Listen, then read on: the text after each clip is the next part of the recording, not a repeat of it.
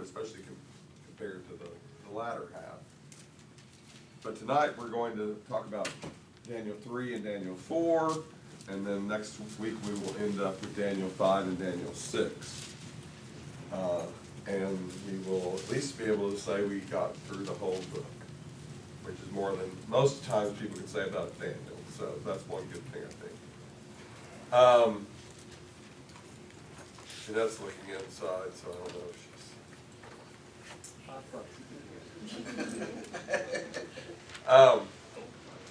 So, Daniel 3. Tell me what happens in Daniel 3. Nebuchadnezzar builds a golden image and asks everybody to bow down to it. Shadrach, Meshach, and Abednego have other ideas, and they get thrown into a fiery furnace. All right. Okay. So that's the basic gist of it. So now let's go back and delve into it a little bit more. So, first of all, let's remember the context. So what has happened in Daniel 2 that might be relevant to Daniel 3? They're made officials. They're made officials. Okay, so one, at the very end of Daniel 2, Shadrach, Meshach, and Abednego are made officials over the province of Babylon, right around the main city. Okay, so that's one thing that happened in chapter 2 that leads into chapter 3. What else? There was jealousy. Nebuchadnezzar's dream is of a statue, Okay. and Daniel calls him the head of gold, Okay. which I think lends itself to building a giant golden statue of yourself. Okay. Okay. So I'll come back to Earl in just a second. But so, although it doesn't say this, the impression you get is, where in the world did Nebuchadnezzar get this idea? Well, maybe his dream gave him the idea that, hey, Daniel said the head of gold, which was the most important part anyway, was me. So why shouldn't I make a golden statue? Now, does he say that the statue is himself? No. Does he say it's a specific God? No. Does he even say necessarily why he's creating it or what it's for?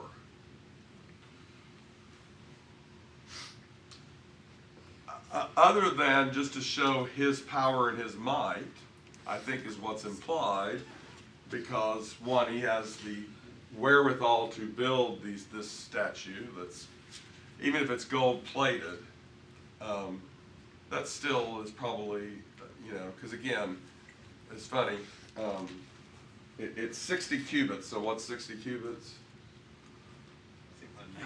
90 feet. And so let's think about that.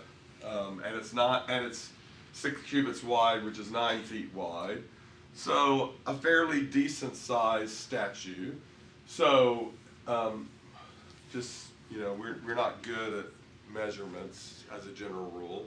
So if I'm comparing that to something, what would I compare that to that might help you fathom how big of a statue this is? It would lay between first base and second base in the Okay. It's funny, because when I was talking to Jill about this, I mean, I looked it up, and it's like, as much as I go and see baseball, I should have immediately come up with, there's 90 feet between every one of the bases. But of course, I didn't come up with that until I'd already come up with the other. So it's 3 stretch limos long. Doesn't help you. The size, 9 stories. 9 stories, but again, that's kind of, most buildings are 2 to 3 stories, or they're 50 stories, so it's kind of hard. I don't know, building out here, I can sit there and go, that's 9 stories tall. A blue whale is usually about 100 feet. But again, we see those a lot in the Gulf, right? A basketball court is 94 feet. So again, so sporting analogies are probably the best we can come up with.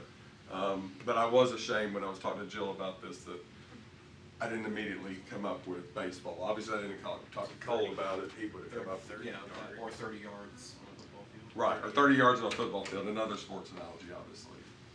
So, but that's a pretty big statue. Yes, I'm sorry. How tall did you say? 90 feet. So Sam Houston is 67 feet, so it's bigger than Sam Houston. Okay.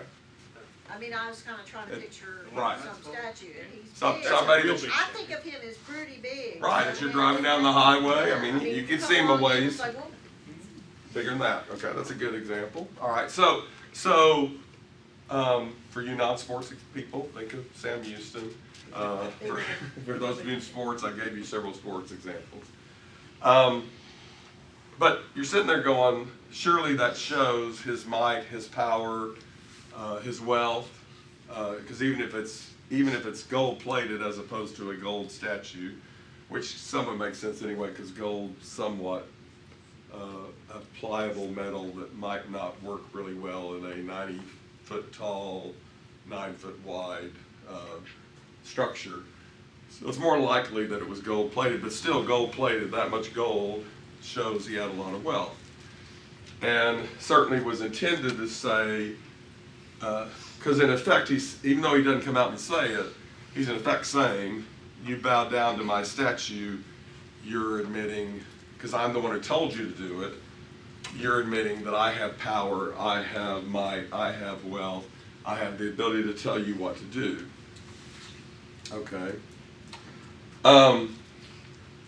Back to Earl, said jealousy. Yeah, the Chaldeans were here, that were there, and here comes some newcomers, and all of a sudden they're put ahead of us, and we've Okay. been here forever, Okay, and that certainly plays out. So it's implied that that's going to happen at the end of chapter 2, but it certainly plays out in chapter 3 because, again, how does it come to the attention of Nebuchadnezzar that Shadrach, Meshach, and Abednego will not bow down to this statue?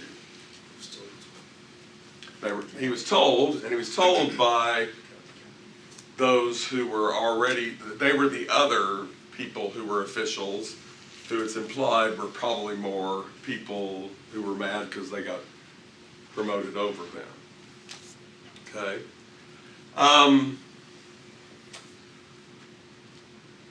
And again, it's interesting. So we don't know why Daniel's not a part of this story.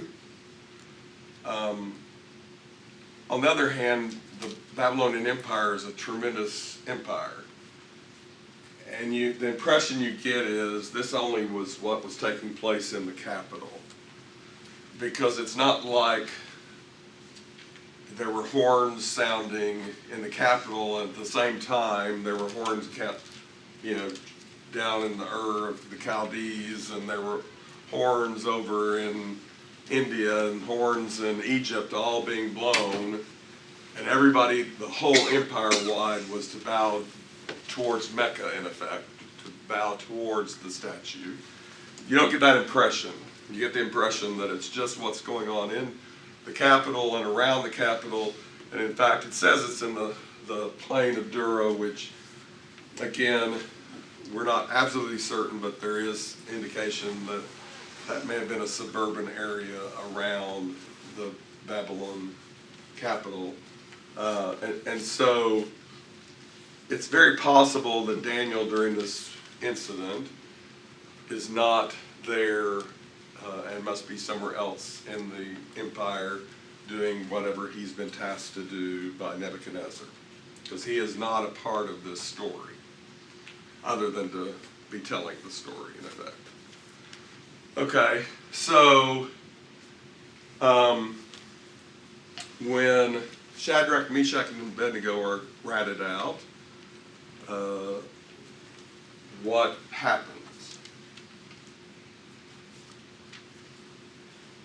They heat up the furnace, set them high. Okay, before we get to the furnace, let's just, the ratting out, what happens? He calls them in. and Okay, he asks calls them them in. It's true. Is this true? And what's their response? Okay, just yes. That's all he said. All he's saying, yes.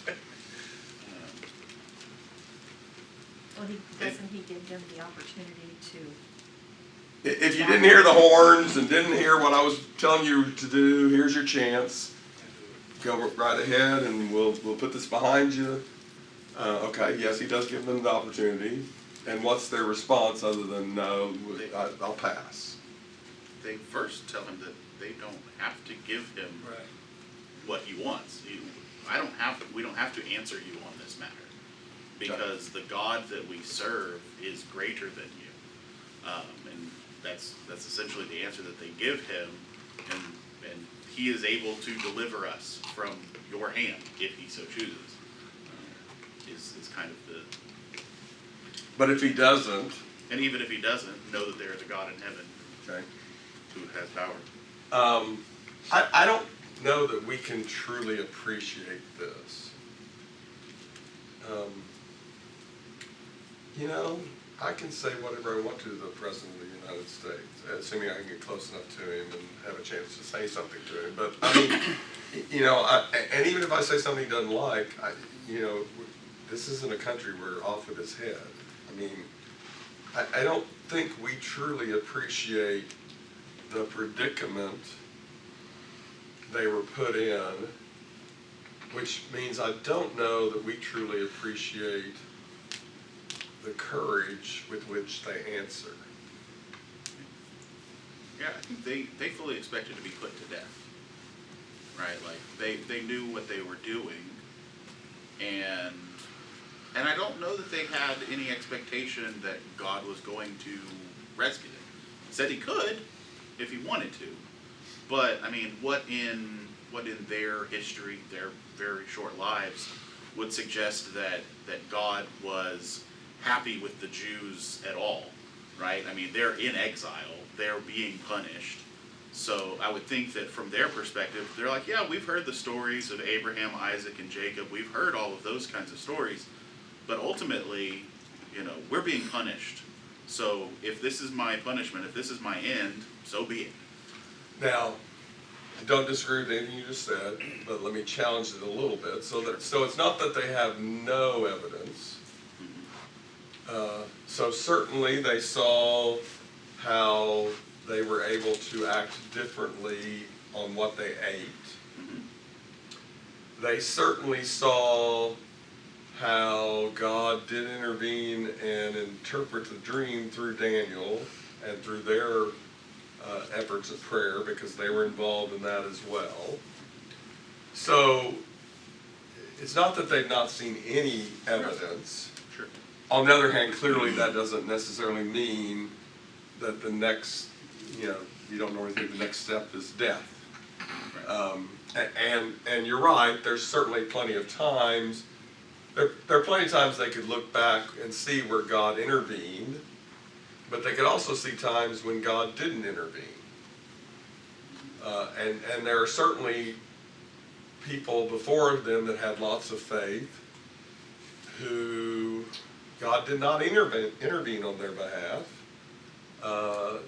just as much as they can think of people that he did intervene. I mean, I'm thinking immediately of Jeremiah, right?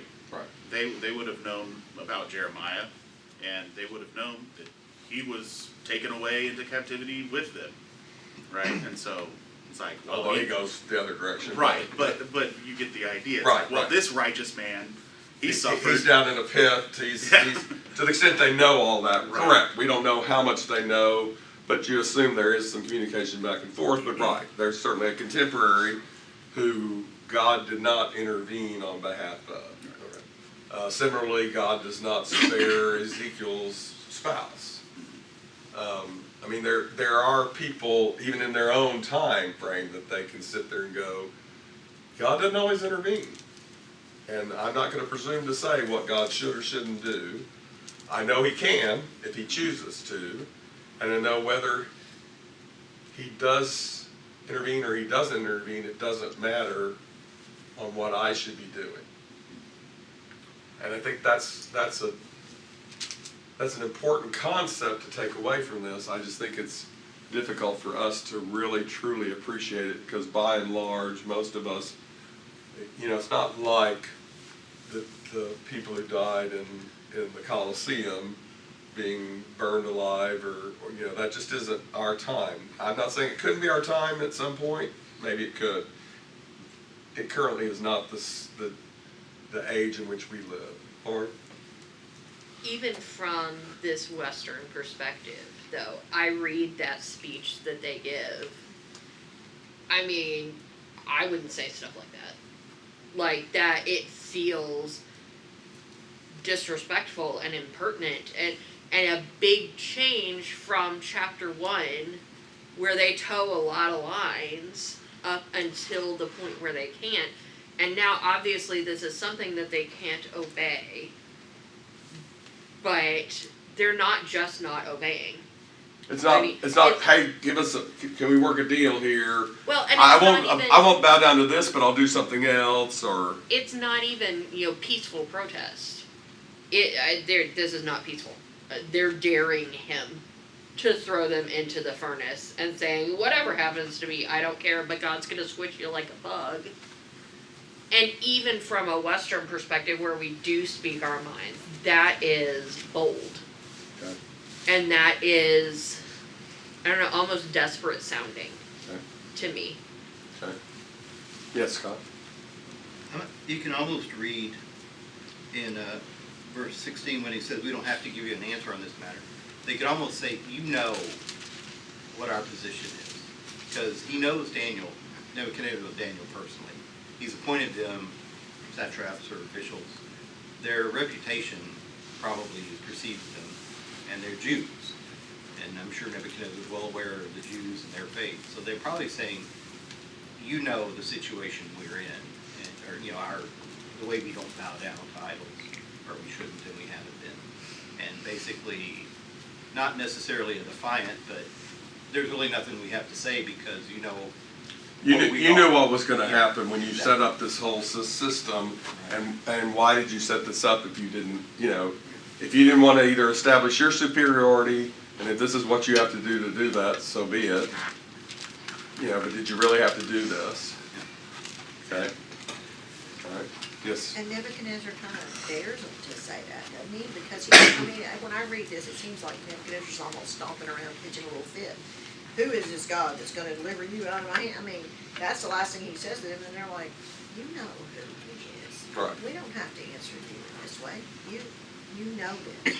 right. It's interesting, he was willing to hear what that God had to say about what the dream meant, but not willing, and that is the interesting thing to keep watching 2, 3, and 4, because it's really about God and Nebuchadnezzar, and how God interacts with Nebuchadnezzar, and how Nebuchadnezzar interacts with God, and what lessons Nebuchadnezzar learns, and as a result, what lessons the Babylonians learn, and the Jews learn, and we can learn from coming to truly appreciate that not only does God control the nations, he controls individual situations with individual leaders of nations, if that's what he needs to do in order to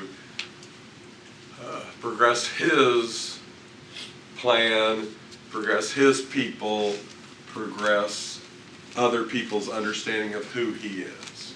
And this was the most powerful man on earth at the time. Correct. Correct.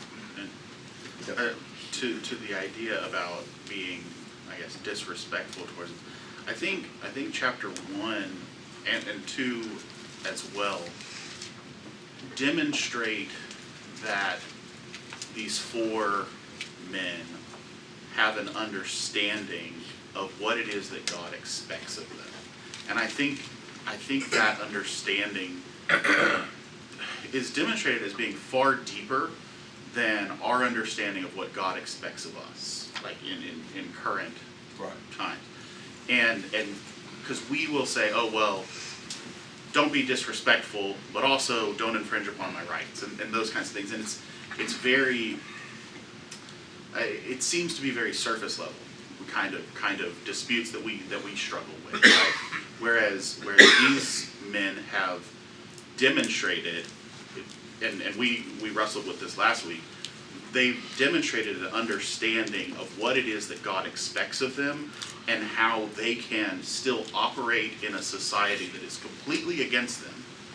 But they also have shown now in chapter 3, when you get up to the law or the parts of God that are without compromise, right? Like, this is how you need to behave towards these things, like almost kind of what Jesus calls the weightier matters, right? These are the things that you can't make exception for. These are the things that you can, and they demonstrate that they have a very strong grasp of which one is which. Lawrence? Now, I was just gonna piggyback on the point you were making, with the battle of Nebuchadnezzar and God, because in the last sentence of verse 15, he asks, "And who is the God who will deliver you out of my hands?" So basically, you know, it's a battle between Nebuchadnezzar and God. Right. Okay, so now we get to the fiery furnace. 7 times hotter. Okay. Bind them and throw them in. Bind them and throw them in, makes it 7 times hotter. It kills who?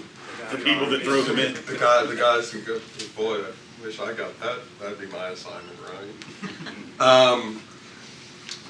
Again, 7 times is just a perfect number. We don't know what that means. We just know it was very, very hot in that furnace.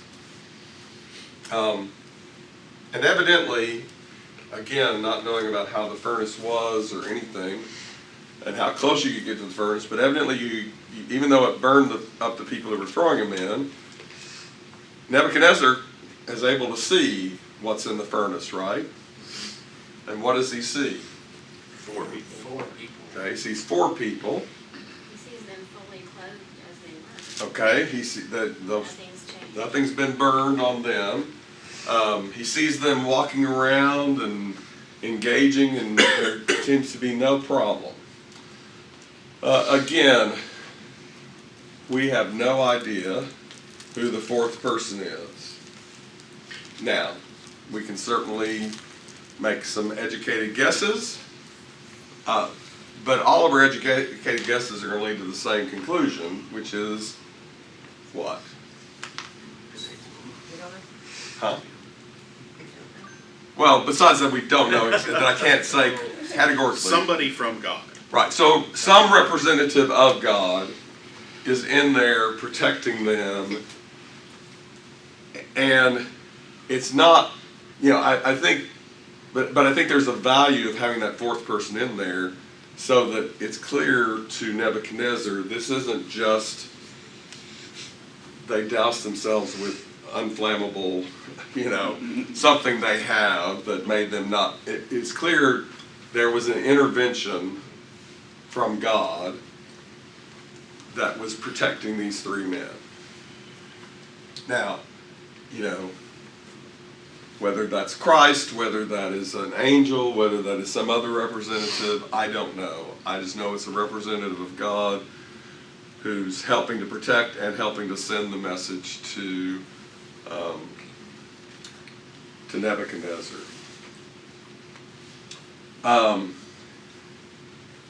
Although it is interesting, he says it's like the Son of God, right? But so that's why, you know, I don't know how he knows what the. Again, I don't know what that means. You know, why Nebuchadnezzar himself says it looks like the Son of God, or the Son of a God, or however it may be phrased in your version. Yes, Dale. Okay. Later it says an angel, right, doesn't it? I mean, in my version it says the son of the gods in verse 25, and then it says sent his angel in 28. Okay. So It's a messenger. Right. it's a, you know, yeah, Right. from somebody from God. I Right, mean, right. which is what an angel means. The word Correct. angel Right. just Right. means Right. messenger. And it's a capitalized A, angel, right? I don't know if No, that- not in as my well. in my official version it is. But, so again, so in this battle between Nebuchadnezzar and God, what's the outcome? God wins. Okay. That's straight.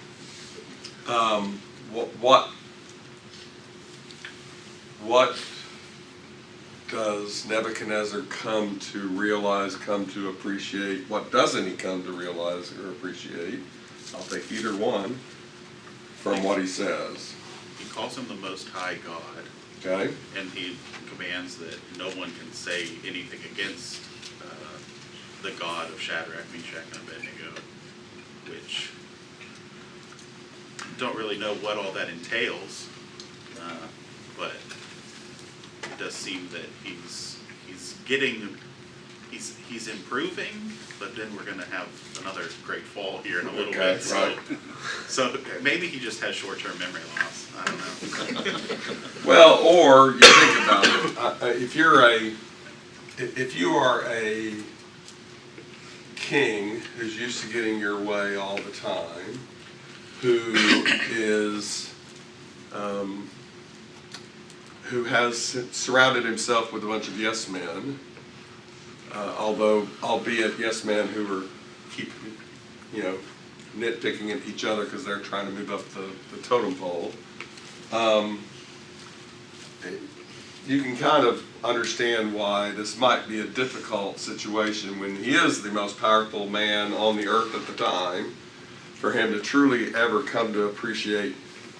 But being the most powerful man on the earth is nothing compared to God. But that's the lesson. So he's made some headway. Does he himself say he's going to worship God?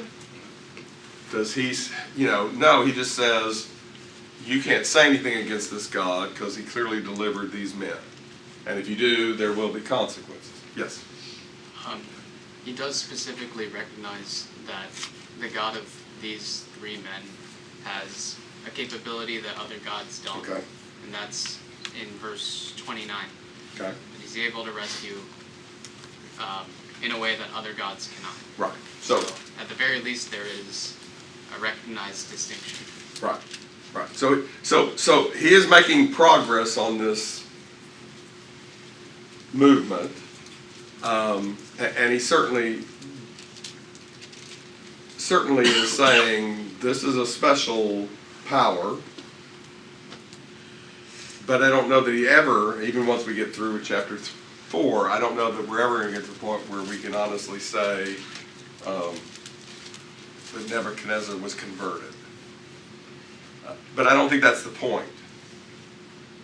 I think the point is more to show God rules, and despite whatever man may try to do. Or you. And I think part of the point is to show that man is going to do what he's going to do. We read these stories and we're like, but he was just convinced, and now he's being bad again, and then he was convinced, and then because God backs him into a corner every time. And there's not really a whole lot else that he can choose to do here. Like, what other reaction is he supposed... God clearly won this round, and so he's like, oh, yeah, good job, God of these guys. Man, because there's nothing else that he can say. But he doesn't really believe it. He doesn't really believe in that God and his power. Although you kind of now wonder, and it doesn't say this, but I certainly wonder, so did he ever have the horns sound again? I mean, what happened to the statue? We do not have the statue to this day. And in fact, and again, this is one of those interesting things, and it's used by historians to show this isn't real, when in reality there's a much better explanation. But we don't find stuff about this outside of the Bible. Just like we don't find stuff about Pharaoh losing his whole army in the Red Sea. Now, you can either say, well, that must mean it didn't happen, or you can sit there and go, how do kings talk? They only talk about their conquests and when they were really wonderful and great. They don't talk about, and this puny group of people and their God defeated me. That just doesn't make it into the annals of history when you control how you're portrayed. And so it doesn't bother me that this isn't there, but I do wonder what happened after this. Did the statue stand there and nobody ever bowed down to it again? Did they make an exception? Everybody who has survived the fiery furnace doesn't have to bow down? All the Jews don't have to bow down? Did they dismantle it? I don't know. And in one sense it doesn't matter, but I find it interesting that certainly they're not put to the test again because they passed the test. Okay? But why would you expect to still find the statue? How big was it? You said it was gold? I'm taking over a kingdom. What do I want from you? Gold, silver.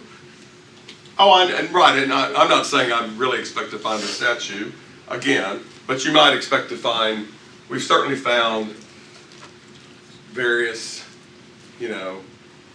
scrolls or obelisks or, that have recounted the wonderful things that somebody did, and if one of the most wonderful things he did was build the statue, they would maintain, shouldn't we have found that? But I agree, no, we would never find that statue. Although they do, it's interesting, we have found some much smaller statues that are gold-plated that somehow have made it through all of the many plunderings of that area because they were probably buried under lots and lots of sand. Yes. I was just wondering, did you read anything about this phrase that Nebuchadnezzar says about blessed be the God of Shadrach, Meshach, and Abednego?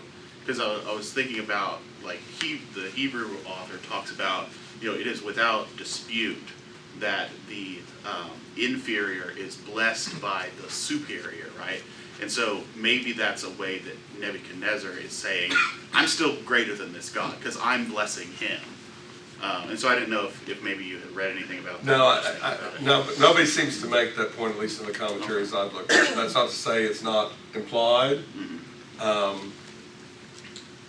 But no, I've not seen it. Yes, Susan? Well, I think that maybe sometimes we're a little hard on Nebuchadnezzar, and maybe I'm wrong, but one thing I've noticed throughout this is that, okay, so Nebuchadnezzar has the dream, and Daniel interprets the dream, but the dream doesn't actually tell Nebuchadnezzar that he's doing anything wrong, Right. or that he needs to repent, or that he needs to bow down to God, or even respect God. Well, in fact, necessarily. makes it clear he's the greatest of all of those. So I mean, yay, your God told me what my dream means. That doesn't mean I need to respect him, right? I mean, Right. it's cool, but move on, right? Right, In Nebuchadnezzar's mind. And then this happens, and even so, they don't say, you need to take that statue down, Right. or you should never make anybody bow down to it again, or any of that. There's nobody preaching at him saying, you're wrong, until later. We're gonna Right. see that. But I'm just saying that I think that sometimes we expect that, oh, well, why didn't he just suddenly say, I'm gonna worship your God? But it's partially because it hasn't quite been brought to his attention that that is a thing, I think. That was the God of the Hebrews, and I have my own gods. Well, and also in light of, and you go back and forth with exactly what does this mean, but, God talks about hardening Pharaoh's heart. Right, there's that too. And so is that what's going on here, that as a part of the battle between God and Nebuchadnezzar, is he's allowing him to make some progress, but also not allowing him to make more progress because he knows he's not really hardening his heart. Pharaoh's hardening his own heart, but he knows he can use that to make more and more points. And ultimately, the point, he doesn't care whether, this is the point we struggle with as individualists as we are. God doesn't particularly care, and be careful what you hear what I'm saying. But I've heard Randy say this many a time, and I think Jeff has as well. God is trying to prepare and protect a people. He's not necessarily trying to prepare and protect any specific person. He can still make his point. He can still be the greatest king of all as long as he has a kingdom. Whether you or I are in that kingdom or not, in one sense, doesn't matter. It matters to me, but if I'm not doing what's right, with this. God moves on to the next person. You know, and he gives me all the opportunities in the world to be a part of his kingdom, and that's what he wants. He wants all men to be saved, but he knows men are going to be men, and men are not going to be saved. But sometimes I will save other men by people being able to see how God and a specific man interacted with one another. And so at the very, you know, he may know I am never going to get Nebuchadnezzar 100% on my side. You know, would it be great if he did, and then Nebuchadnezzar would dictate that everybody in Babylon, you know, would bow down to the God of heaven? Yes and no. I mean, if the people are only doing it because Nebuchadnezzar is saying, you better do it, or I've got this fiery furnace, is that really what God is wanting? No, it's not. So in one sense, he doesn't care whether Nebuchadnezzar is a part of his kingdom or not. He can use him as a part of his kingdom. Okay. All right, chapter 4. We'll hit this quickly because we don't have much time left, which is fine. So what happens in chapter 4? The dream of the tree. All right. Who has a dream of the tree? Nebuchadnezzar. All right, Nebuchadnezzar. Now this time, he doesn't play hide the dream. He does remember the dream. He does tell the dream. And who interprets the dream for him? Daniel. And what is the specific, first of all, give me a little bit more besides the dream of the tree. What does that mean? Don't give me the interpretation, just tell me what the dream is.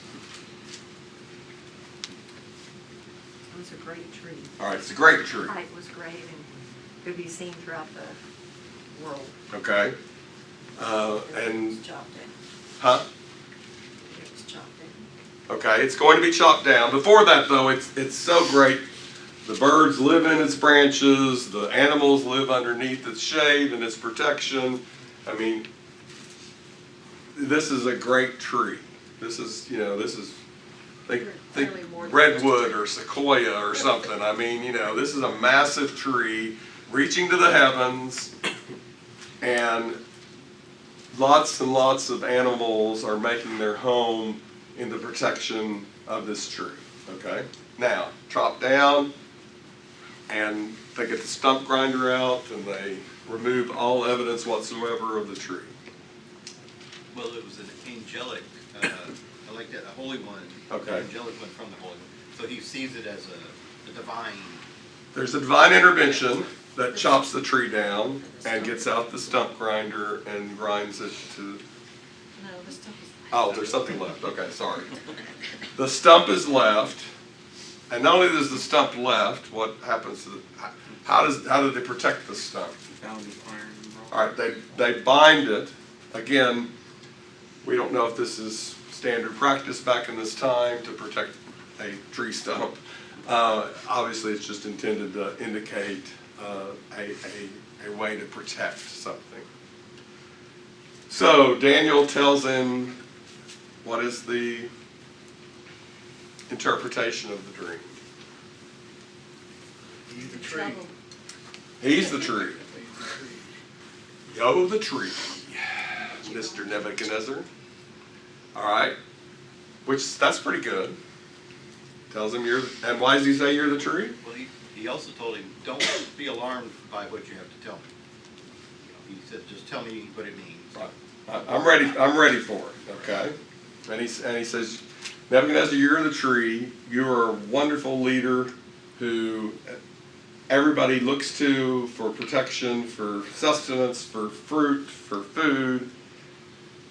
But there's going to come a time when your power will be taken away for a period of time.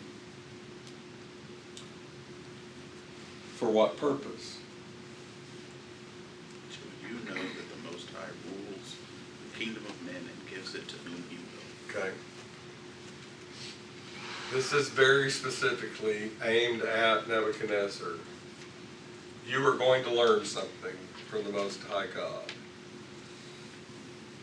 And so as soon as Daniel interprets the dream, Nebuchadnezzar immediately becomes powerless and God intervenes right then and there? No.